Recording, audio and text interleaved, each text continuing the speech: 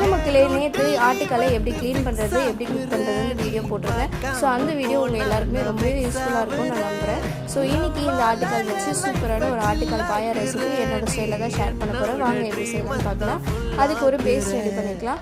கொஞ்சமாக தேங்காய், முந்திரி பருப்பு, கசகசா, மிளகு, சீரகம், சோம்பு இது எல்லாத்தையும் நல்லா ஃபைன் பேஸ்ட்டாக தண்ணியை கொஞ்சமாக சேர்த்து நல்லா ஃபைன் பேஸ்ட்டாக அரைச்சி ஒரு சைடு வச்சுக்கோங்க. இப்போ ஒரு பாத்திரத்தில் கொஞ்சமாக கடலெண்ணெய் இல்லை சன்ஃப்ளவர் கூட நீங்கள் யூஸ் பண்ணிக்கலாம். கூட பட்டை, கிராம்பு, பிரியாணி ஸ்பைசஸ், கூடவே கொஞ்சம் சோம்பு சேர்த்து நான் இன்றைக்கி சின்ன வெங்காயம், காரத்துக்கு 4-5 பச்சை மிளகாய் எடுத்துருக்கேன். உங்கள் காரத்துக்கு ஏற்ற மாதிரி எடுத்துக்கோங்க. பெரிய வெங்காயம் இருந்தாலும் 2 மீடியம் சைஸ் பெரிய வெங்காயம் வந்து சேர்த்துக்கலாம். வெங்காயம் நல்லா இந்த அளவுக்கு கோல்டன் ப்ரௌனாக வதங்கினதும் அது கூடவே 2 டேபிள் ஸ்பூன் இஞ்சி பூண்டு பேஸ்ட்டு. தக்காளிக்கு நான் இன்றைக்கி ஒரே ஒரு பெரிய சைஸ் தக்காளி ஆட் பண்ணியிருக்கேன். மசாலா வந்து நான் இன்றைக்கி மட்டன் மசாலா, சில்லி பவுடர், தனியா பவுடர் இது எல்லாமே ஆட் பண்ணியிருக்கேன். சில்லி பவுடர், தனியா பவுடர் ஆட் பண்ணும்போது வீடியோ இருக்க மறந்துட்டேன். ஸோ எல்லாமே நான் என்னென்ன மசாலா ஆட் பண்ணியிருக்கேன் கீழே டிஸ்கிரிப்ஷனில் நான் கொடுக்குறேன்.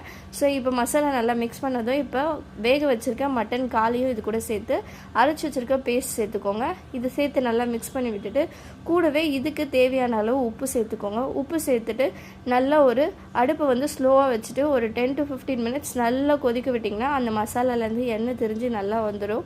ஸோ இந்த ஸ்டேஜில் நம்மளோட ஆட்டுக்கால் பாயா என்னோட ஸ்டைலில் சூப்பராக ரெடி ஆகிடுச்சுங்க.